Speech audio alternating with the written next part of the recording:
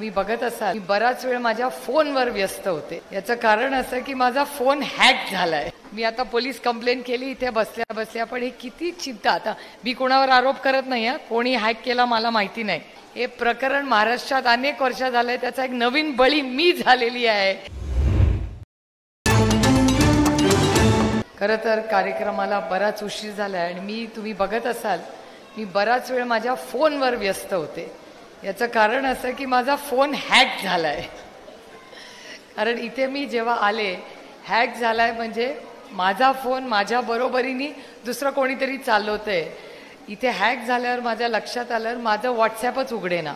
म्हणून मी जयंतरावांना म्हणलं की तुम्ही जरा माझ्या मेसेजवर माझा चेक करा फोन. तर जयंतरावांनी नमस्कार पाठवला. तर माझा फोन हॅक झालेला असताना मी काही केलेलं नसताना जयंतरावांना नमस्कार आलाय.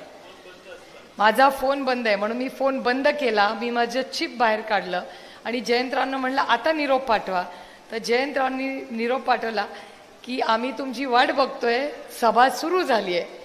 तर त्या व्यक्तीने सांगितलं की तुम्ही कुठे आहात. आता इमॅजिन करा की माझा व्हॉट्सॲप माझा फोन हा आधी ह्यांनी तू पण केला ना रे. आता ह्यांना निरोप आला. ह्यांनी सांगितलंय नमस्कार ताई. तर त्यांना उत्तर आलंय नमस्कार ताई. त्यांनी मेसेज पाठवला की आम्ही तुमची वाट बघतोय. आता त्याला काय उत्तर आलंय माहिती नाही. हा तर त्यांना मेसेज आलाय आय कॉल यू लेटर, म्हणजे नंतर यांना फोन करतील. म्हणजे माझा फोन बंद आहे, माझी चिप बंद आहे. पण जयंतराव आणि यांच्या सगळ्यांची कोण व्यक्ती गप्पा मारते मला माहिती नाही. म्हणजे आता फोन माझा हॅक झालं. मी आता पोलीस कंप्लेंट केली इथे बसल्या बसल्या. पण हे किती चिंता. आता मी कोणावर आरोप करत नाही हा, कोणी हॅक केला मला माहिती नाही.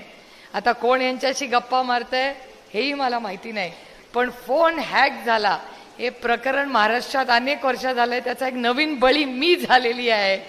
पण ठीक आहे, आता फोन हॅक केला. आपल्या फोनमध्ये लपवण्यासारखं काही नाही.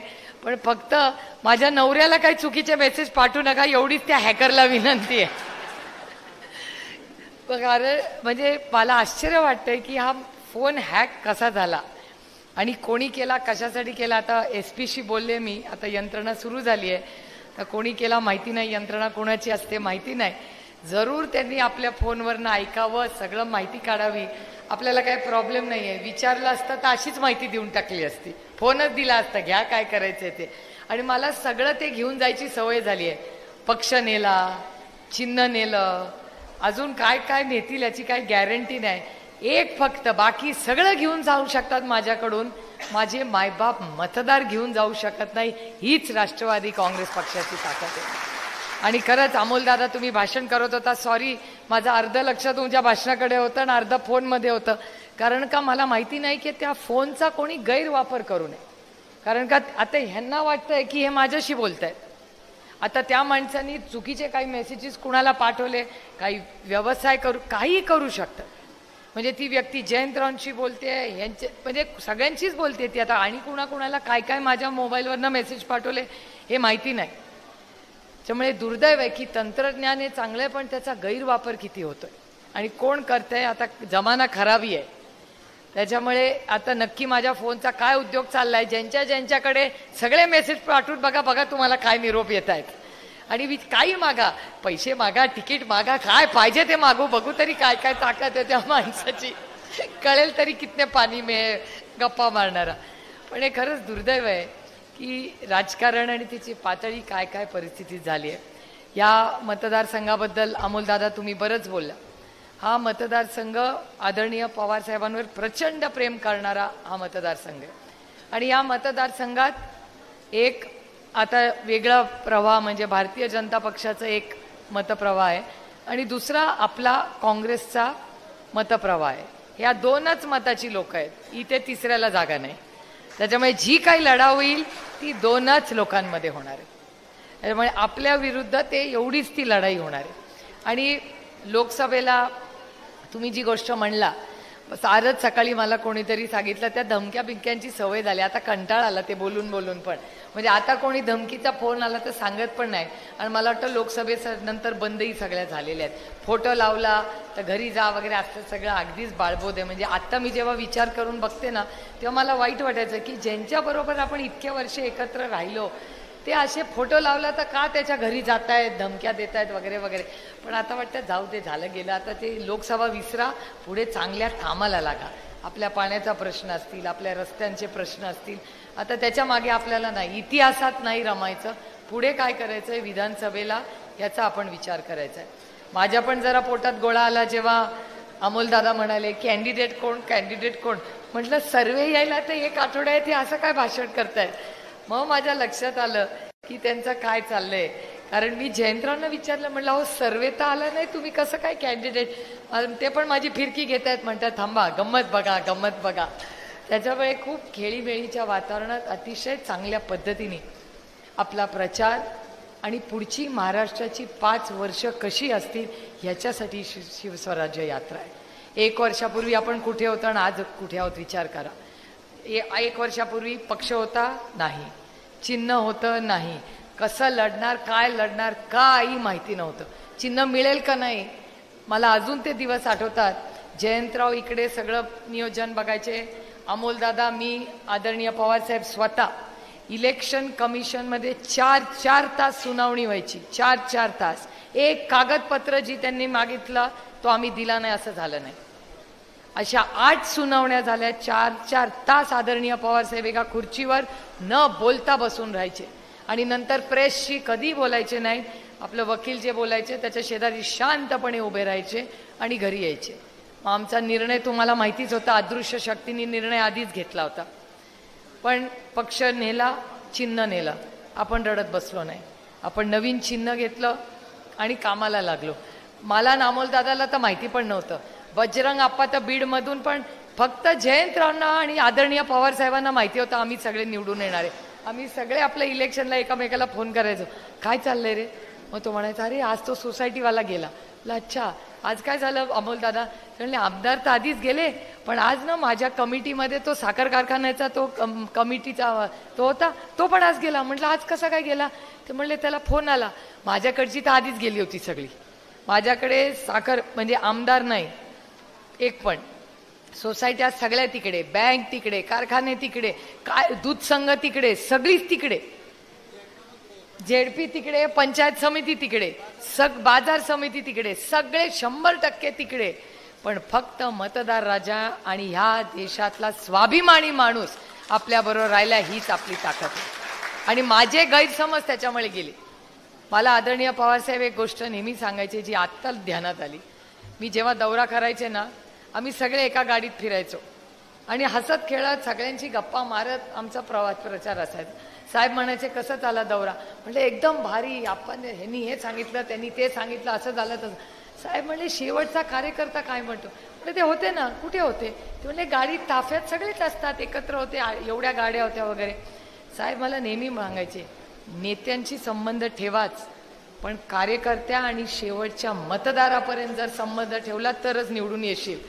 जे मला ह्या इलेक्शनमध्ये ॲब्सोल्युटली मला कळलं की आम्हाला समज होता, आम्हाला नाही, माझा समज होता की ही यंत्रणा आहे, प्रत्येकजण आपापल्या टप्प्याला काम करतं.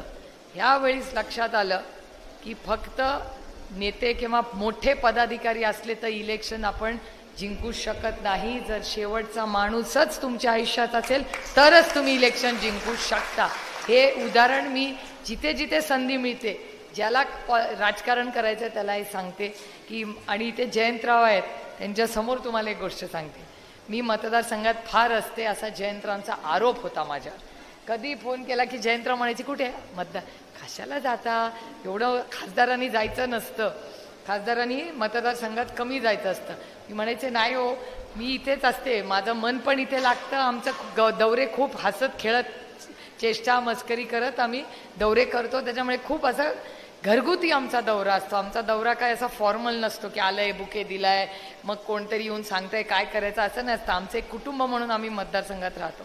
जयंतराव म्हणे बघा बाबा तुम्ही ठरवा तुम्हाला, पण माझं तुम्हाला सूचना आहे की मतदारसंघात जास्त उगत जायचं नसतं, खासदारांनी दिल्ली बघायची असते, हे बघायचं, पण तुम्हाला मी अतिशय प्रांजळपणे सांगू शकते, माझ्या विरोधकांनी माझ्यावर किती टीका केली तरी एक टीका करू शकले नाही की संपर्क कमी आहे. माझा संपर्क तुमच्या प्रेमामुळे ती जोडली गेली. हा नात्यांचा संबंध आहे, हा फक्त मतदारसंघाचा संबंध आहे. प्रत्येकाच्या घरातलं लग्न सुखदुःखांमध्ये आपण एकत्र गेले अनेक दशकं राहिलो. त्यामुळे खरं तर राजकारण बदललं आहे, काळही बदललेलं आहे, पण पुढची लढाई ही आपल्यासाठी खूप महत्त्वाची आहे.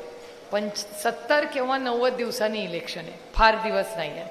पुढची 5 वर्षांसाठी मी फक्त पुढचे 70 किंवा 90 म्हणजे 70 जर दिवाळीच्या आधी इलेक्शन झालं आणि 90 जर इलेक्शनच्या दिवाळीच्या नंतर म्हणजे 15 तारखेला मतदान झालं तर पुढची 90 दिवस एक संघटना म्हणून आपण सगळ्यांनी पूर्ण ताकदीने कामाला लागलं पाहिजे. इच्छुक आपल्याकडे बरेच आहेत, त्या प्रत्येकाचा मान सन्मान केला जाईल. आणि मला असं वाटतं जयंतरावांनी जी सूचना पक्षाला केली आहे की सर्वे करून माहिती घेऊन कार्यकर्त्यांना विचारून सगळ्यांचा मान सन्मान करूनच तिकीट दिलं जाईल, त्याच्यात कोणीही गैरसमज कुठलेही करू नये. त्यामुळे पुढच्या एक 15-20 दिवसात माझी जयंतरावांना विनंती राहील की जो काही आपण निर्णय घेऊ तो लवकरात लवकर घेऊया, कारण म्हणजे सगळ्यांनाच फिरायलाही एकत्र फिरायला वेळही मिळेल. काय तालुका फार असा नाही आहे जिथे तुमचा कुणाचाच संपर्क नाही आहे. तालुका म्हणजे तालुक्यात टाचणी पडली तरी सगळ्यांना माहिती असते, इतका आपला प्रेमाने बांधलेला हा तालुका आहे. आणि विकास कामं तर अनेक काही झालेली आहेत, काही आपल्याला करायची आहेत. आपल्या MIDCs आहेत, MIDCमध्ये अनेक लोकांना नोकऱ्या मिळाल्या आहेत. स्थानिक मुलांची सातत्याने मागणी असते, त्याचाही पाठपुरावा आपण सगळे मिळून करतोय. त्यामुळे ह्या भागामध्ये आदरणीय पवारसाहेब असतील, त्यानंतर मला आपण संधी दिली. पक्ष एक असताना अनेक लोकांचंही योगदान या विकासामध्ये राहिलेलं आहे. मी त्यांच्यासारखं भाषण करत नाही की 70 साल में तुमने क्या किया वगैरे. ह्या तालुक्यात सगळेच एकत्र होते, सगळ्यांनी एकत्र मिळूनच सगळं केले. काही लोकांना इंग्रजीमध्ये त्याला आजाराला ॲम्निशियम येतात, सिलेक्टिव्ह त्यांना गोष्टी विसरतात, सिलेक्टिव्ह लक्षात राहतात. माझ्या लक्षात सगळं राहतं. त्याच्यामुळे मी उगाच कुणावर टीका करत बसत नाही, कारण का कधीतरी सगळे एका ताटात जेवलेलो आहोत. त्यांनी आपण एकत्र काम केलं हे मी कधीच विसरणार नाही. त्यामुळे सगळ्यांचा मान सन्मान ठेवून आपण पुढचे 75 दिवस पूर्ण ताकदीने राष्ट्रवादी काँग्रेस पक्षाचं चिन्ह, आदरणीय पवारसाहेबांचा विचार आणि आपण केलेली कामं ही शेवटच्या व्यक्तीपर्यंत पोचून आपण मेरिटमध्ये आपला आमदार निवडून द्यावा, एवढीच विनंती करते. पुढेही इंदापूर आणि बारामतीला आज कार्यक्रम आहेत. आपलं एकच आणखीन एक आहे की किती तारखेला पवारसाहेब येणार आहे? 26 तारखेला EPS 95 आपल्या प्रॉव्हिडंट फंड 26लाच ना. आणि कार्यक्रम कुठे? समृद्धीला, यवतला समृद्धी आपला जो हॉल आहे सगळ्यांनाच माहिती आहे. तिथे EPS 95चा जो विषय आहे, ज्या हक्काचं यांचं पेन्शन आहे, त्याच्यासाठी अमोलदादा ही अनेक वेळा पार्लमेंटमध्ये बोललेत, मीही बोललेले. राष्ट्रवादी काँग्रेस पक्ष सातत्याने त्या विषयावर बोलतोय, कारण का भारतीय जनता पक्षाने तुम्हाला शब्द दिला होता की सत्तेत आल्यावर तुम्हाला देऊ. 10 वर्ष झाली त्यांना सत्तेत येऊन. EPS 95ची फाईल हल्ली देखील नाही. त्याच्यासाठी एक मोठा कार्यक्रम आपण घेतोय. आदरणीय पवारसाहेब स्वतः त्या कार्यक्रमाला हजर राहणार आहेत. त्यामुळे आपण सगळ्यांनी मोठ्या संख्येने त्या कार्यक्रमाला हजर राहूया आणि पूर्ण ताकदीने या EPS 95च्या लोकांच्या मागे आपण उभं राहू.